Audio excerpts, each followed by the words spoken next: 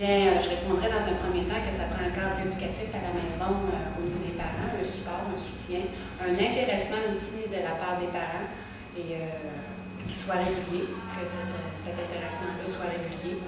Puis, moi, personnellement, j'ai une adolescente qui a 15 ans, qui est en secondaire 3. Puis, j'ai 2 jumeaux qui viennent d'entrer à la maternelle. Et je dois modifier ma routine, ma façon de faire que je faisais avant, puisque là, maintenant, j'en ai 3. Donc, c'est toute une organisation pour les parents. Ça demande toute une organisation pour arriver à soutenir les enfants de façon adéquate. Maintenant, dans le cadre scolaire, peut-être que les enseignants aussi devraient retourner en caucus ou peu importe, là, afin de réviser un peu leur façon éducative, leur approche éducative envers les enfants. Je pense qu'au niveau de la formation, il y a peut-être quelque chose là, qui est à faire à ce niveau-là. C'est de beaucoup d'attention, d'être là, présent avec eux, d'être porté, Mathieu m'a dit, sans porter aucun jugement que l'enfant n'est pas capable ou quoi que ce soit. C'est toujours à dire, oui, tu es capable, oui, tu vas réussir dans tout ce que tu vas entreprendre. Puis pour la persévérance, la réussite scolaire, c'est pas juste bon d'avoir, Mathieu m'a dit, des notes ou quoi que ce soit, c'est d'être poli envers les professeurs, d'avoir un comportement adéquat, comme on dit. Quand tu as tes notes, quand tu as un bon comportement, tu as ta réussite scolaire. 22 ans, 20 ans, 15 ans, 5 ans et 8 mois. Pour moi, pour la réussite à l'école, c'est d'avoir le support des parents, parce que j'ai vu ça des enfants aussi, les plus vieux. C'est bien important de les encourager, même si on a des échecs. Je veux dire, continue, tu es capable, tu vas réussir. Puis moi-même, j'étais un exemple en retournant à l'école. Fait que pour eux autres, c'est encourageant là, de dire, maman, retourne à l'école, fait que tout est possible. Mais dans le fond, pour les jeunes, je te dirais, c'est comme l'encouragement des jeunes, c'est très important. Je vous dirais aussi une bonne complicité entre les parents et l'enseignant. C'est vraiment important ça aussi. Je vous dirais aussi peut-être favoriser l'attachement à l'école. Surtout, je vous dirais peut-être comme moi, plus comme au secondaire, souvent les jeunes sont laissés plus à eux-mêmes. C'est un petit peu plus compliqué pour eux autres dans ce temps-là s'ils ne sont pas populaires ou quoi que ce soit. Des fois, quand ils ont une appartenance à l'école, soit que ce soit peut-être plus, mettons, l'informatique, les choses comme ça, vraiment tout ce qui est multimédia, ça accroche beaucoup les jeunes. Je vous dirais qu'il n'y en a peut-être pas assez. Ça peut être des choses qui sont intéressantes. Et je vous dirais vraiment, les parents, il faut qu'ils soient là en arrière pour les soutenir dans les bons coups et les mauvais coups. Tant les bons comportements et les mauvais comportements aussi, sans juger. Les professeurs devraient faire pareil. Je vous dirais aussi l'école, peut-être aussi de se mettre plus à jour avec la nouvelle, je pourrais dire, le nouvel genre de vie que le monde vit, dans le fond. Les autres parents travaillent, le service de garde revient, c'est quand même compliqué. Je vous dirais peut-être que la réalité de l'école, justement, ne fait pas ça. Je regarde ça avec ma fille, elle finit l'école, on avait pour 1 heure de devoir, les soupers, les bains, c'est toujours du garochage. Je vous dirais que c'est dur pour les enfants. Ça n'aide pas à l'école non plus, parce que justement, ils en ont toute la journée, ils arrivent le soir, fait que je vous dirais que c'est peut-être vraiment mettre ça au goût du jour, ça aiderait pas mal tout le monde. C'est ce que j'avais à dire. Je suis Karine, maman de 3 enfants de 7, 5 et 2 ans. Je dirais que c'est complexe le système, mais c'est pas le système uniquement qui est approché. Pour la persévérance ou l'envie d'aller à l'école, de rester là, je nommerais beaucoup le milieu de vie. Il faut que l'école devienne un milieu de vie agréable pour l'enfant. Il faut qu'il ait envie d'y aller, mais pour ça, c'est pas juste l'école ou le système scolaire qui a à modifier ou à changer les choses. Ils ont aussi besoin de participation de leurs parents, un minimum, on s'entend. Justement, la réalité aujourd'hui, c'est papa, maman travaillent, c'est difficile de jongler avec tout ça. Mais de trouver des parents qui sont capables de s'impliquer un petit peu plus pour supporter l'école, supporter les enfants qui ont peut-être plus de difficultés aussi à fonctionner, qui permet au groupe d'être plus homogène puis fonctionner différemment. Pour ce qui est de la réussite, oui, l'encouragement des parents, mais l'encouragement du milieu aussi. De l'école, des enseignants, des gens autour, ceux qui ont vu des enfants en difficulté souvent, puis qui ont été obligés d'intervenir sur, on va dire, un renforcement négatif, qui les voient évoluer tranquillement, mais le renforcement positif il est aussi important. Sauf que ce serait peut-être le fun aussi que le renforcement positif soit à la même quantité que le renforcement négatif. un enfant qui a un biais d'infraction, qui perd 5 points, mais qui en récupère un à la fois, ça devient souvent difficile pour lui de dire mais comment je fais pour compenser mes erreurs.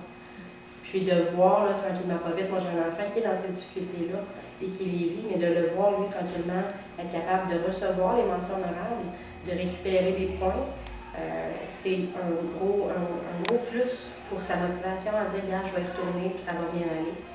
Puis je vois la différence. Je suis mère de 3 filles. 18, 22 et bientôt 24 ans. Alors, j'ai eu la génération de l'école, j'ai connu ce que c'était.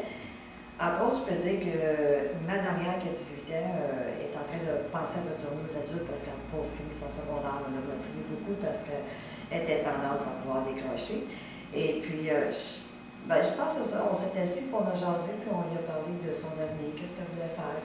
Et puis la motivation, je pense que le rôle des parents, c'est de toujours poursuivre l'encadrement, comme mes consoeurs disaient, de voir ce qu'il y a un bon environnement. L'école, moi, on est tous allés à l'école. Hein. Moi, je me souviens dans le temps où on avait beaucoup de choses manuelles. On avait de la couture, on faisait de la cuisine. Puis je trouve ça dommage qu'elle n'ait plus parce que moi, ma fille avait une période où elle m'a eu, puis elle me disait « Ah, Matt, c'est cool, on fait de la cuisine, hey, c'est une fois, on a demandé des affaires. » Puis ils ont enlevé cet aspect-là. Parce que les jeunes sont très manuels aujourd'hui, beaucoup plus qu'intellect. Et moi, je suis intervenante en même temps aussi pour les 14-18, puis je leur demande à mes jeunes « Qu'est-ce que tu n'aimes pas à l'école? » Parce qu'il y en a qui me disent « Ah, non, je ne veux plus y aller, je suis tannée. » C'est quoi qui fait que tu ne veux plus aller à l'école? Ah, les professeurs, c'est long, puis il y a trop de blablabla, puis ils essayent aussi d'aller chercher une certaine compréhension de différents aspects. Et les professeurs, ils ont tellement des gros groupes maintenant qu'ils n'ont plus le temps de prendre chacun pour avoir une période avec eux. Alors les jeunes se sentent un peu délaissés et ils se sentent comme dans une jungle parce qu'ils n'ont pas ils n'ont plus l'aspect de dire, bon, ben écoute, je prends 5 minutes avec toi, qu'est-ce que tu comprends pas? Souvent, ils sont référés à d'autres, puis je trouve ça dommage d'avoir un petit peu cet encadrement-là qui n'existe plus comme on avait auparavant. Et puis, moi, je pense que la motivation d'encadrement et toujours coacher nos jeunes, je crois que c'est important. Merci. Mon nom c'est Gilles, je suis père de 2 enfants, un garçon de 6 ans puis un garçon de 4 ans. La question est assez intéressante comme telle parce que c'est pas une chose pour qu'un enfant puisse réussir à l'école. C'est vraiment 3 responsabilités. La responsabilité des parents, la responsabilité des enseignants et la responsabilité du gouvernement.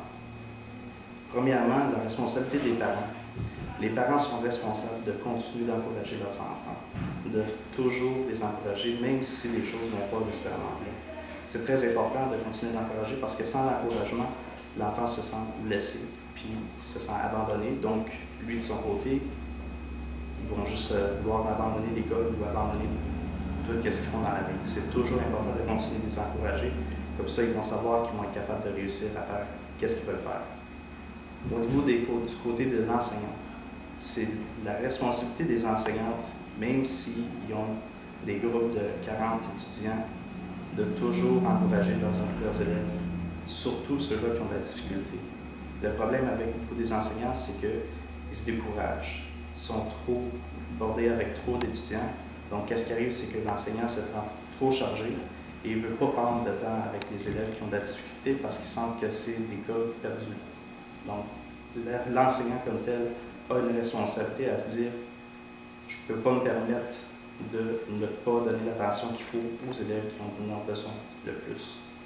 Il faut que l'enseignant continue à encourager le développement de l'enfant, il faut que l'enseignant continue avec ceux-là qui ont de la difficulté, justement pour les encourager à continuer. Puis la 3e partie, la responsabilité du gouvernement, c'est tout simplement qu'il faut que les écoles soient bien équipées. Il faut que le gouvernement arrête de donner des subventions à les écoles privées qui ont déjà l'équipement qu'il leur faut. Surtout aujourd'hui, avec les multimédias, c'est extrêmement important que les élèves vont à l'école et qui ont l'impression d'apprendre à faire les choses de la bonne manière avec la technologie d'aujourd'hui. Si un élève rentre à l'école, fait un projet sur PowerPoint, c'est beaucoup plus C'est quelque chose que l'élève va avoir à utiliser dans sa vie.